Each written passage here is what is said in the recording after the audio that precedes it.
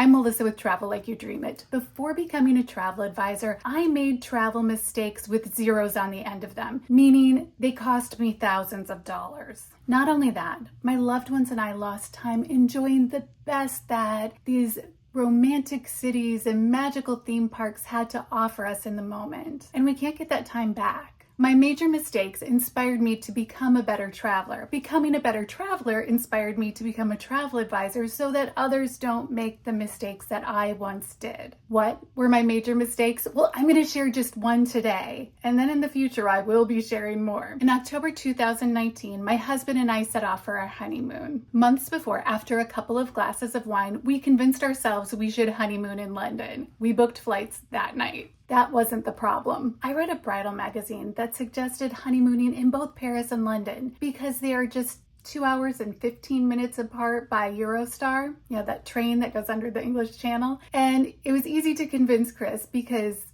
men, trains, they love them. That also was not the problem. My soon-to-be husband thought that we should stay in Airbnbs, we'd save money, have more authentic experiences. So now the London one was fine. The Paris one, that was a problem. That one was owned by artists. It was in an outer circle of the city. It had graffiti all over it. Our hike up to the Sacré-Cœur was every kind of treacherous you can imagine, maybe more. When we made it to Sacré-Cœur, I spotted an Irish pub and insisted we go in. We went into the bar. We decompressed. We made reservations for the Maison Astor by Hilton, which is closer to everything we wanted to see. We lost all of the money we put into the Airbnb. We didn't even ask for our money back because the guy was nice. Anyhow, from there we had a splendid time mostly, but we lost $1,000 and one good night's sleep. We also hated the food. How could that happen in Paris? 3 years later, we returned to Paris. This time, we returned with a plan. Bienvenue, nous sommes en Paris pour Noël. I have put together an itinerary that is full of Christmas romance, Christmas cheer, and Christmas magic. We are going to have the perfect Christmas in Paris this year, as long as we follow the list. I wasn't a travel advisor yet, but my husband and I had started a YouTube travel channel. I spent 40 hours a week planning our future trips, outlining our scripts, and helping to edit what we'd done. Our trip was a little spontaneous, but I was able to secure most of the reservations we wanted.